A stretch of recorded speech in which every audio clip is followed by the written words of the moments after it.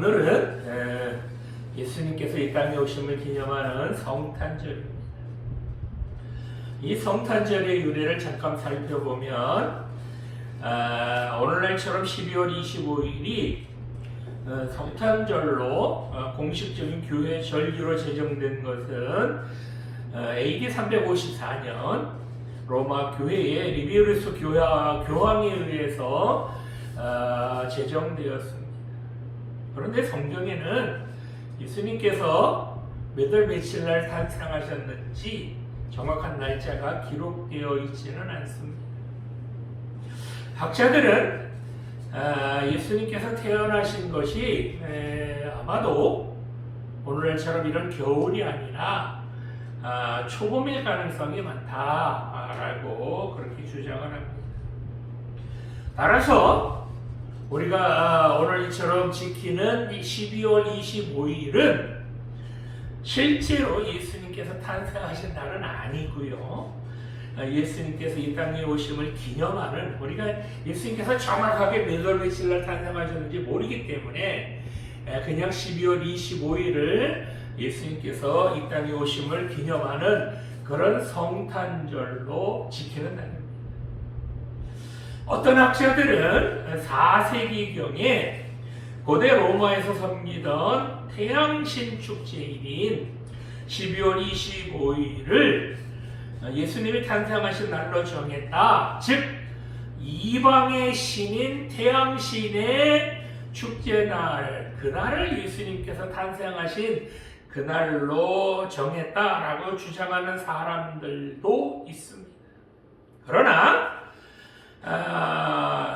기독교 역사를 보면 이보다 훨씬 이전에 AD 1세기경 즉 서기 100년경부터 성탄절을 오늘날처럼 12월 25일로 지켰다라는 기록이 있습니다.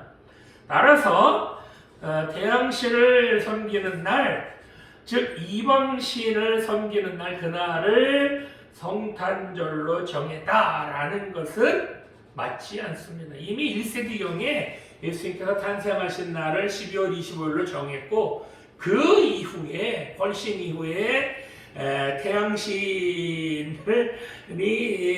태양신에게 그렇게 축제를 벌이는, 태양신에게 그렇게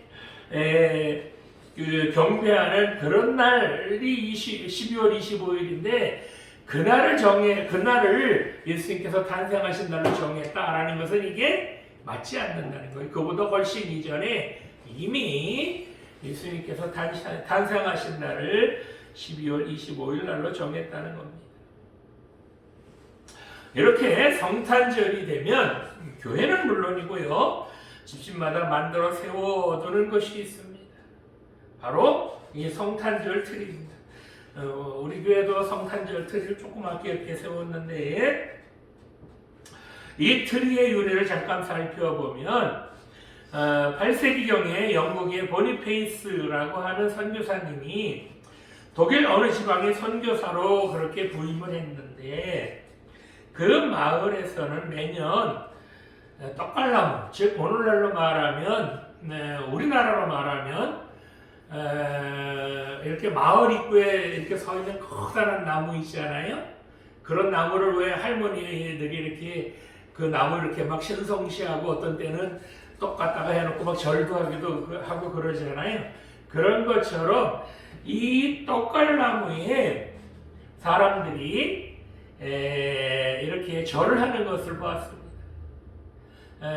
그 당시 그 사람들은 그 지방의 신이었던 오딘이라고 하는 신에게 이렇게 희생제사를 드리는 것을 이 선교사님이 보았습니다. 그래서 그것을 금지시키려고 희생제사 대신에 전나무에 각종 장식을 하는 것을 장려하면서부터 이 트리가 생겨났다고 합니다.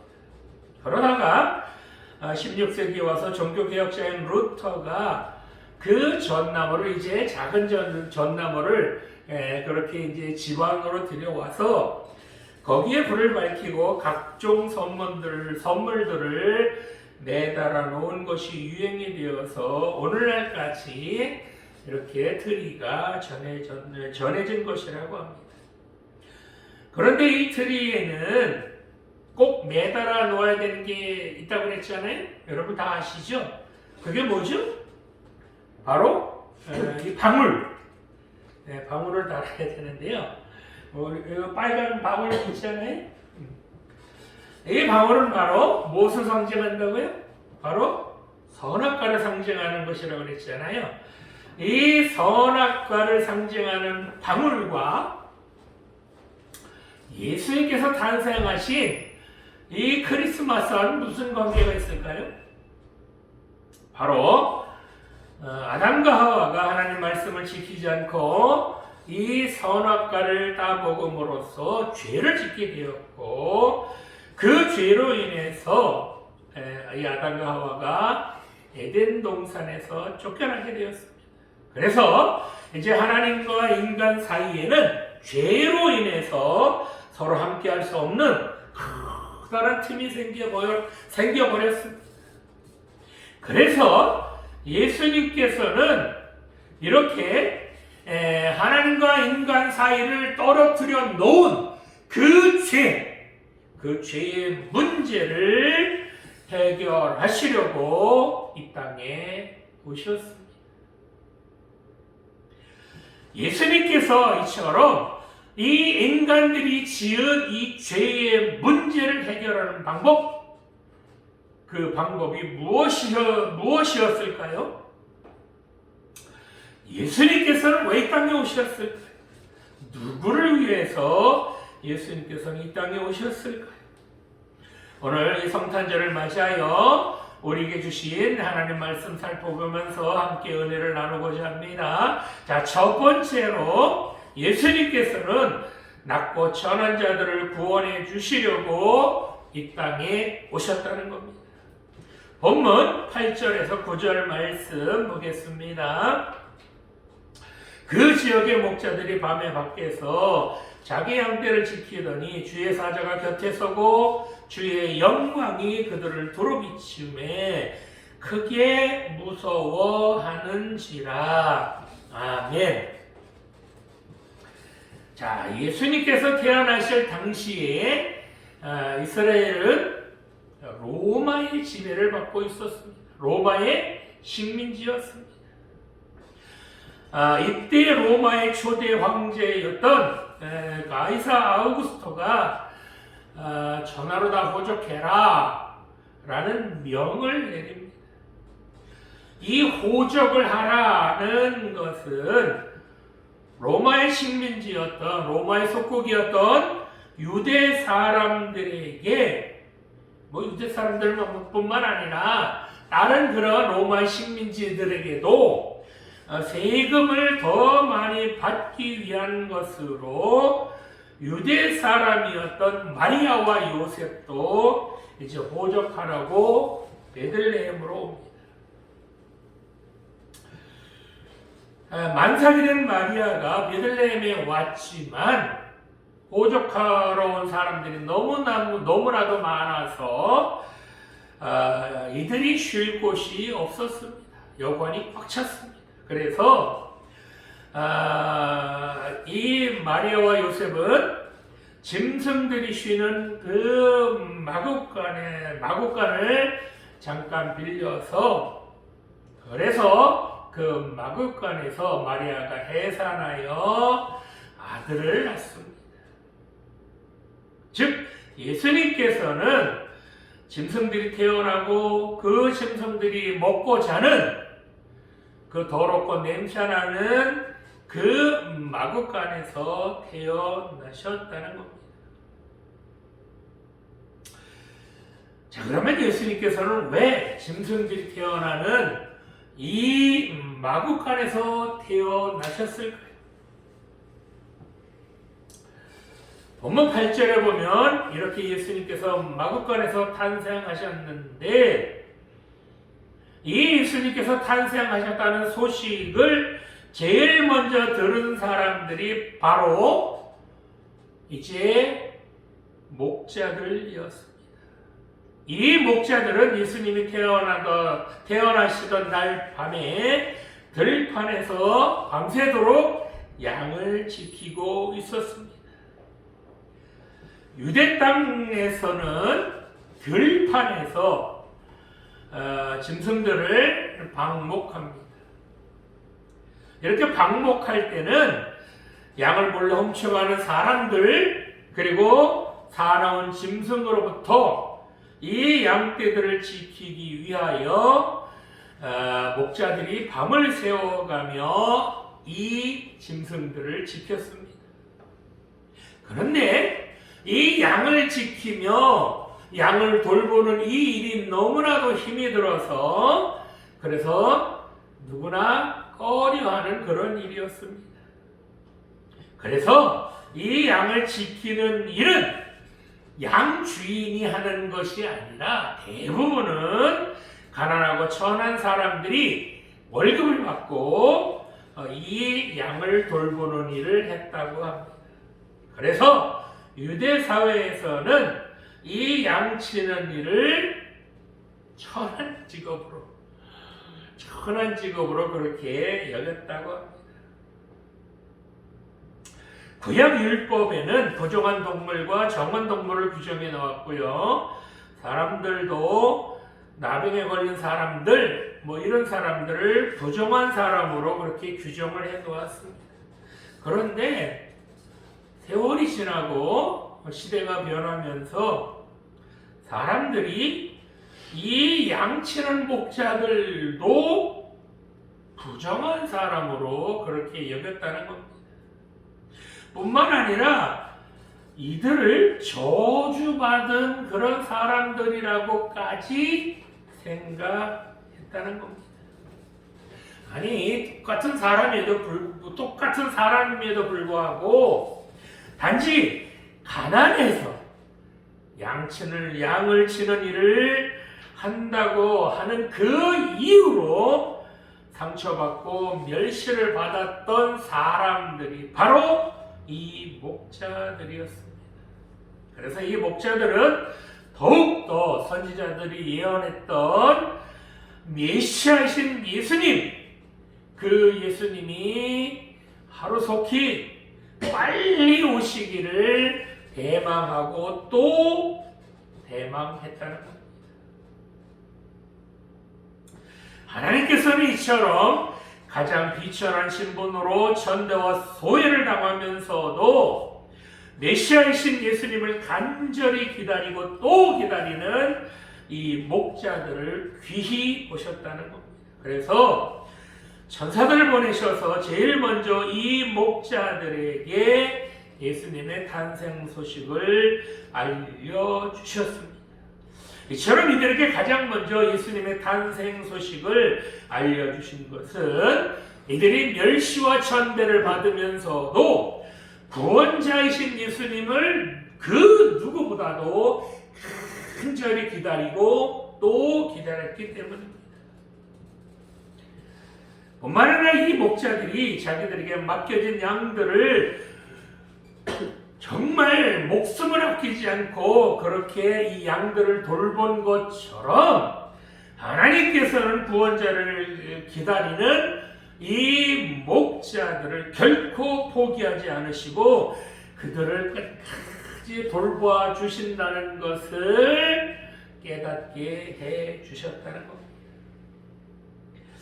어찌 보면 이 목자들은 그저 냄새나는 양들을 돌보면서 삶의 희망을 잃어버린 그런 사람들이었습니다.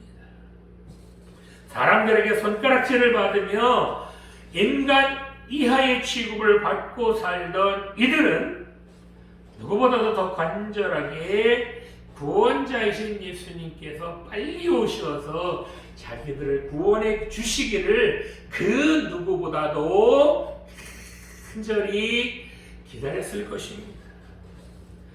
하나님께서는 이렇게 간절하게 구원자이신 예수님을 기다리는 사람들, 그 사람들을 포기하지 않으시고 그들을 구원해 주시려고 이 땅에 예수님을 보내주신 것입니다. 오늘 예배 드리시는 성도 여러분, 행여 여러분 가운데 힘드신 분들 계십니다. 삶의 무게가 너무나도 무거워서 지치신 분들 혹시 계십니까? 하나님께서 나를 버리신 것 같아서 절망 가운데 계신 분들 혹시 계십니까? 하나님께서는 여러분들을 포기하지 않으시는 그런 분이십니다. 여러분 아픔, 여러분의 고통을 모른 채 하시는 그런 분도 아니십니다. 아무리 힘들고 어려울지라도 나에게 처한 상황, 나에게 처한 어려움, 그런 것들을 바꾸어 주시려고 이 땅에 예수님을 보내주셨고, 그 예수님께서 이 땅에 오셔서 우리들의 절망, 우리들의 아픔, 우리들의 힘든 것들을 해결해 주셨다는 겁니다. 이렇게 우리의 어려움을 바꿔주실 그 예수님을 오늘 성탄절을 맞이해서 이 예수님을 간절히 기다리시고 또 기다리시기 바랍니다. 이처럼 예수님께서 이 땅에 오신 것은 다른 것이 아니라 바로 힘들고 지친 우리들을 위로하시고 또 우리들을 격려하시기 위하여 이 땅에 오신 줄 믿습니다. 낙심과 절망 가운데 있는 우리들에게 그 절망의 담을 허물어 주시고 새로운 비전을 보게 하여 주시려고 메시아신 예수님께서 이 땅에 오신 줄 믿습니다. 뿐만 아니라 죄 가운데 정말 허덕거리는 그런 우리들의 죄까지도 해결해 주시려고 이 땅에 오신 분, 그분이 바로 우리 예수님이신 줄 믿습니다. 그래서 죄의 멍에를 끌어주시어서 우리들에게 평안과 기쁨을 주시려고 이 땅에 오신 분, 그분이 바로 우리 예수님이신 줄 믿습니다. 성탄절이 바로 이런 예수님께서 이 땅에 오심을 기념하는 날입니다. 이 예수님, 이 땅에 오신 이 예수님을 여러분 기쁘게 영접하시기 바랍니다. 이 예수님을 거부하지 마시고 그 주님을 나의 구원자로, 나의 메시아로 받아들이시기 바랍니다. 그래서 기쁘고 즐거운 그런 성탄절 맞이하시기 바랍니다. 자, 두 번째로 예수님께서는 우리를 죄에서부터 구원해 주시려고 이 땅에 오셨다는 겁니다. 본문 12절 말씀 보겠습니다. 너희가 가서 강보에 쌓여 구유에 누여 있는 아기를 보리니 이것이 너희에게 표적이니라 하더니 아멘. 자, 본문 12절 보니까 예수님께서 태어나신 곳이 어디일까요? 본문 12절에 보면 예수님께서 어디에 누여있다고요? 구유에 누여있다라고 하시는데 이 구유는 양이나 염소들, 양이나 소나 염소들 그 먹이를 담아두는 통, 그거를 구유라고 그러잖아요. 자, 그러면 이 구유가 어디에 있죠? 사람들 부엌에 있나요? 그게 아니라 바로 마구간에 이 구유가 있습니다. 이 동물들이 머무는, 동물들이 먹고 자고 쉬는 그 마구간에 이 구유가 있습니다. 바로 예수님께서는 이 마구간에서 태어나셨다는 겁니다. 자, 그러면 예수님께서 왜 마구간에서 태어나셨을까요? 본문에 보니까 오죽하려고 집안 곳곳으로부터 많은 사람들이 베들레헴으로 다 모였기 때문에 그래서 쉴 만한 여간이 없었다는 거예요. 그런데 마리아는 이제 해산이 임박해 오죠. 그래서 해산하려고 잠시 빌린 곳, 그곳이 바로 이 마구간이었다는 겁니다. 이 마구간에 짐승들이 거주하는 곳이었기 때문에 냄새도 나고 지저분한 그런 곳이었습니다. 이처럼 더럽고 냄새나는 마구간에서 예수님께서 태어나셨고, 그리고 짐승들의 먹이통인 그 구유에 누우셨습니다. 그런데 본문 12절 끝부분을 보니까 이렇게 예수님께서 마구간에서 태어나신 것이 뭐라고요? 표적이라고 합니다. 이 표적이라는 게 뭐죠? 앞으로 어떤 일이 일어날지를 짐작하도록 미리 보여주는 것, 그것을 성경에서는 표적이라고 합니다. 자, 그러면 예수님께서 이렇게 마구간에서 태어나신 것, 그것이 표적이라고 했는데 어떤 표적일까요? 우리 예수님께서 마구간에서 태어나신 것이 빈 방이 없어서, 빈 여관이 없어서 겨우 구한 곳이 마구간이었는데 정말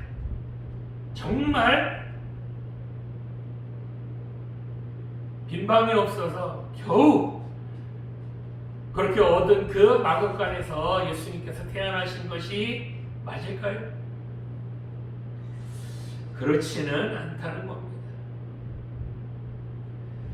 짐승들이 태어나는 곳, 그것이 바로 이 마구간입니다.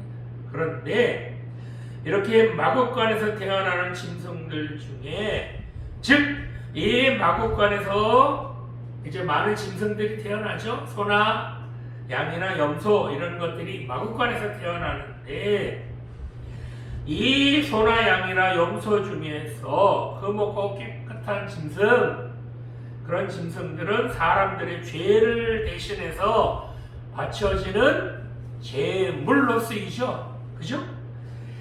예수님께서 이처럼 짐승들이 태어나는 마구간에서 태어나신 것은 바로 이 짐승들처럼 죄를 대신해서 바쳐지는 그 제물이 되실 것을 미리 표적으로 보여주신 것입니다.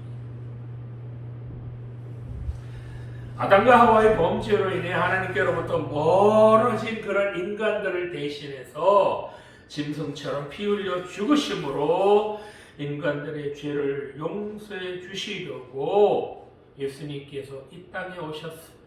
그래서 그 마구간에서 태어나셨는데, 이렇게 마구간에서 태어나신 것은 앞으로 예수님께서 어떻게 죽으실 것이다 라는 것을 미리 보여주시는 그런 표적이었다는 겁니다. 그렇습니다. 예수님께서 이 마구간에서 태어나신 것은 장차 모든 인간들의 죄를 용서해 주시기 위하여 흠없고 깨끗한 제물로 그렇게 피 흘려 죽으실 것을 미리 보여주시는 겁니다.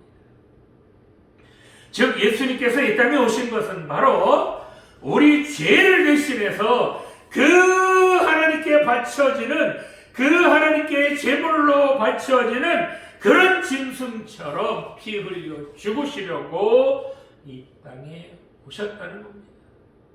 이렇게 제물로 바쳐지는 짐승처럼 십자가에 피 흘려 죽으신 그 예수님 때문에 우리들의 모든 죄를 용서받았고, 죄 많은 우리들이 그래서 구원받은 줄 믿습니다. 이처럼 예수님께서는 우리 죄를 용서해 주시려고 이 땅에 오셨지만, 그럼에도 불구하고 사람들은 그런 예수님을 몰라봤다는 겁니다. 성도 여러분, 예수님은 바로 이런 분이십니다. 나 같은 죄인 구원해 주시려고, 나 같은 죄인의 그 죄를 용서해 주시려고 그 더럽고 냄새나는 마구간을 마다하지 않으신 주님, 그 주님 때문에 우리들의 모든 죄를 용서받고 그래서 구원받은 줄 믿으시기 바랍니다. 이렇게 주님께서 우리 죄를 대신해서 짐승처럼 피 흘려 죽으신 것은 바로 우리를 사랑하신다라는 증거입니다. 우리를 너무너무 사랑하셔서 차마 죄인 우리를 죽이지 못하시고, 주님께서 나 같은 죄인을 대신해서 피 흘려 죽으심으로 우리 죄를 용서해 주셨습니다. 차마 나 같은 죄인, 그 죄인 십자가에 못 박으면 너무너무나도 고통스러울까봐 차라리 주님께서 그 십자가의 고통을 마다하지 않으셨다는 겁니다. 주님께서는 이처럼 우리들을 너무너무나도 사랑하시는 분이신 줄 믿으시기 바랍니다. 이 주님을 여러분의 구원자로, 여러분의 주인으로 섬기시기 바랍니다. 이 주님 때문에 죄 많은 우리들이 하나님의 자녀가 된 줄 믿습니다. 그래서 성탄절은 먹고 마시고 즐기는 날이 아니라 이처럼 예수님께서 왜 이 땅에 오셨는지를 깊이 생각하며 감사하는 날이 바로 이 성탄절입니다. 이 성탄절을 맞이해서 내 죄를 대신해서 짐승처럼 피 흘려 죽으신 그 주님의 뜨거운 사랑, 그 사랑을 깊이 생각하시면서 경건하게 보내시기 바랍니다. 자, 마지막으로 예수님께서는 하나님께 영광 돌리시려고 이 땅에 오셨다는 겁니다. 본문 14절 말씀 보겠습니다. 지극히 높은 곳에서는 하나님께 영광이요 땅에서는 하나님이 기뻐하신 사람들 중에 평화로다 하니라. 아멘. 자, 본문 13절과 14절은 수많은 천군과 천사들이 예수님의 탄생을 축하하는 그런 찬양을 부르는 내용입니다. 이 천군과 천사들은 예수님의 탄생이 하나님께 영광이 된다고 합니다. 여기서 영광이라는 단어가 헬라어로 보면 이게 독사라고 하는 단어인데 하나님의 살아계심을 드러내 주시는 것, 그것이 바로 영광입니다. 즉 예수님의 탄생이란 바로 하나님의 살아계심을 온 천하에 드러내시는 것, 그것이라는 것을 이렇게 말씀하시는 겁니다. 예수님께서 이 땅에 오심으로써 이제 하늘에 계신 하나님의 존재가 이 땅에 드러난다는 겁니다. 이 예수님의 탄생으로 드디어 이제 하나님의 구원 역사가 이루어지기 때문에 그래서 하나님께서 영광을 받으신다는 겁니다. 그뿐만이 아니라 예수님께서 이 땅에 오신 것이 사람들에게는 뭘 가져다 준다고요? 평화를 가져다 준다라고 말씀합니다. 즉 서로가 서로를 죽이는 전쟁이 끊이지 않는 이 세상, 서로가 서로를 짓밟는 무지막지한 이 세상에 살면서 평화를 잃어버린 그런 인간들에게 이제 예수님께서 이 땅에 오셔서 이 평화를 다시 회복시켜 주신다는 겁니다. 이처럼 예수님께서 이 땅에 오셔서 진정한 사랑이 어떤 건지, 진정한 평화란 무엇인지를 몸소 보여주셨습니다.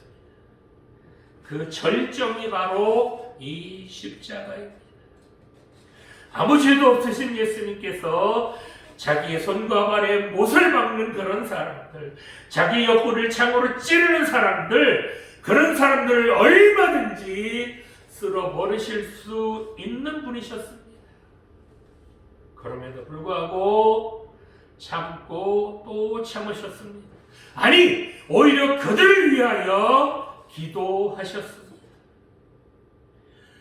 예수님께서는 이들보다 힘이 없어서 매를 맞으신 것도 아니며 이들보다 능력이 없어서 십자가에 달리신 것 물론 아니었습니다.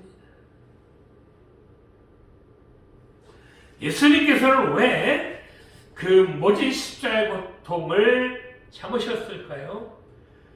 바로 예수님께서는 이렇게 자기를 괴롭히고 죽이려는 그 사람들까지도 사랑하셨기 때문에 참고 또 참으신 것입니다.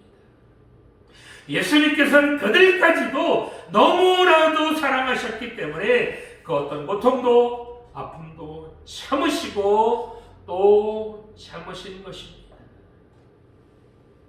이 예수님의 정말 뜨거운 사랑,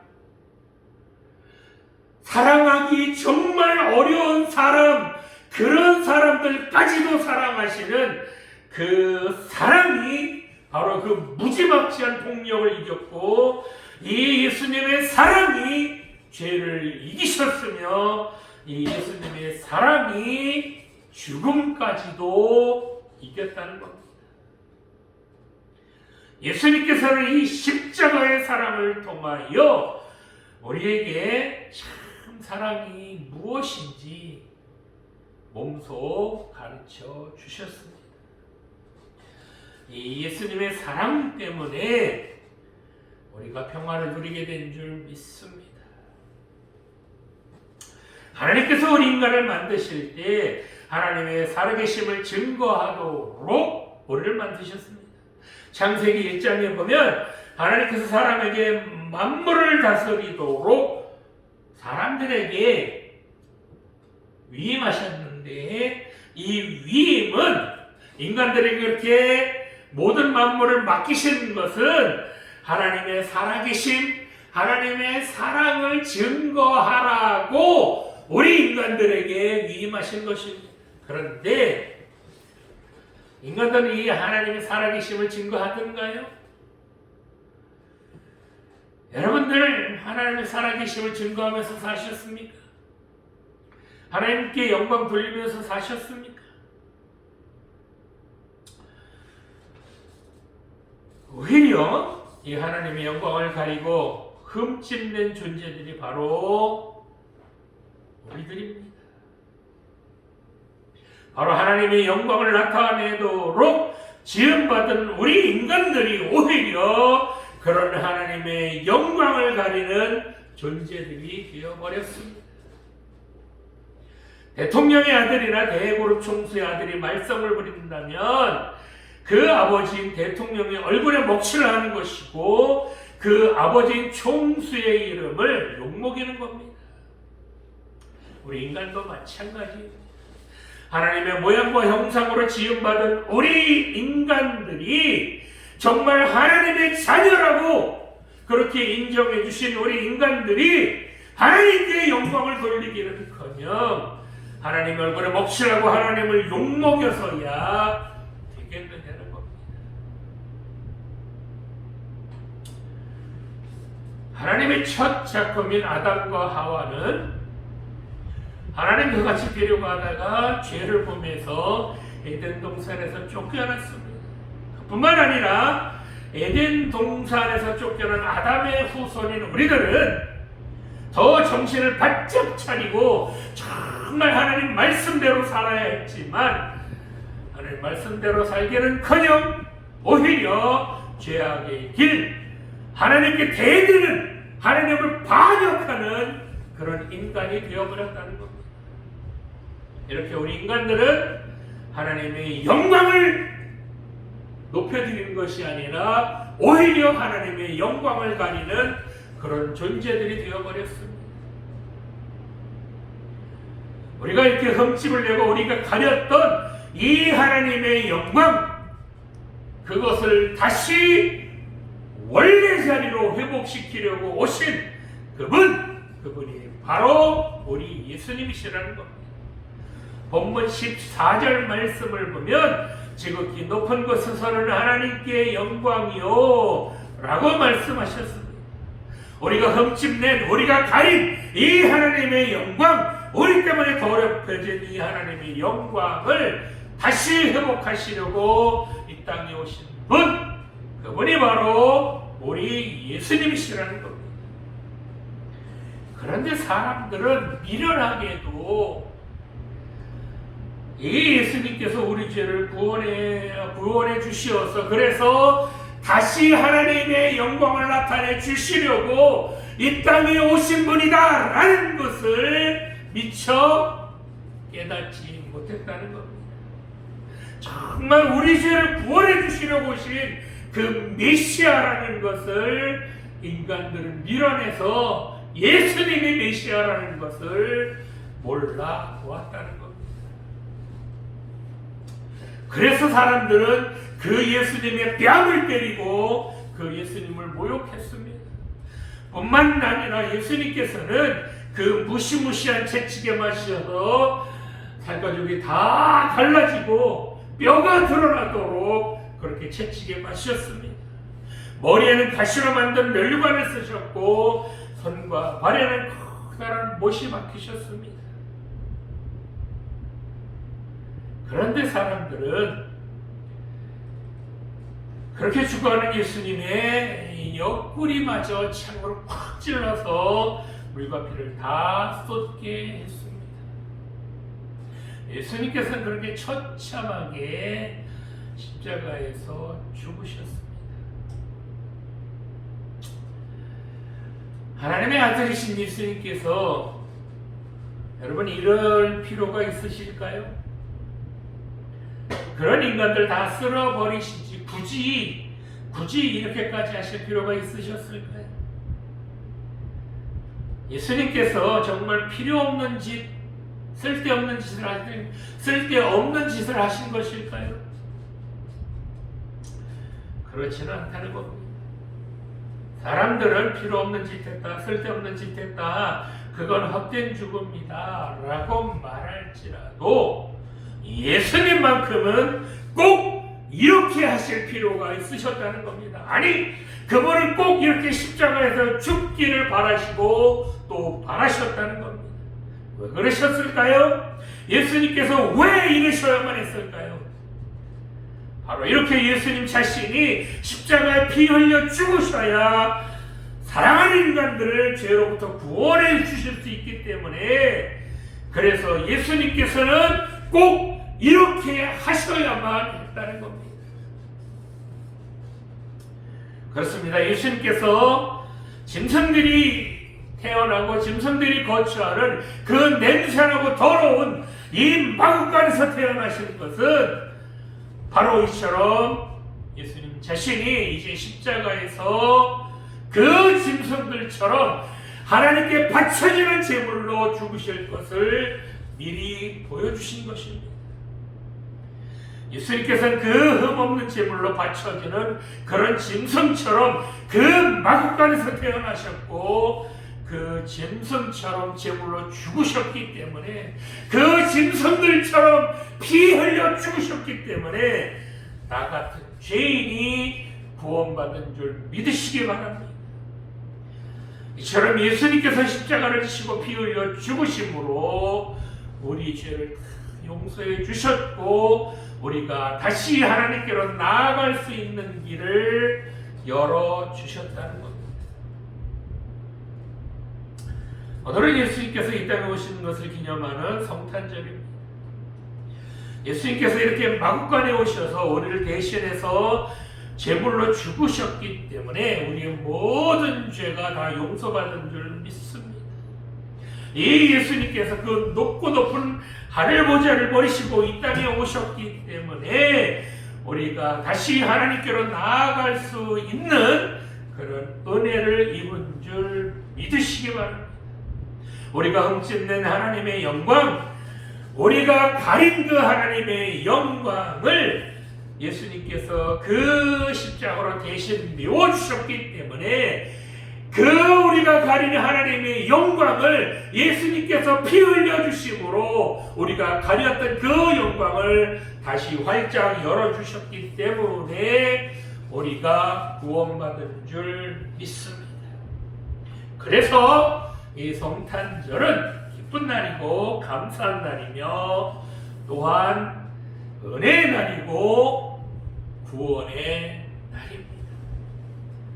자, 이렇게 예수님께서 마구간에서 태어나셔서 그래서 그 하나님께 제물로 바쳐지심으로써 이렇게 구원받은 우리들인데, 이제는 그 예수님처럼 살아가는 것이 마땅한 줄 믿습니다. 예수님께서 몸소 보여주신 그 사랑 실천하며 그렇게 예수님처럼 살아가시기 바랍니다. 본문 14절 말씀으로 설교 마치겠습니다. 지극히 높은 곳에서는 하나님께 영광이요 땅에서는 하나님이 기뻐하시는 사람들 중에 평화로다 하니라. 아멘.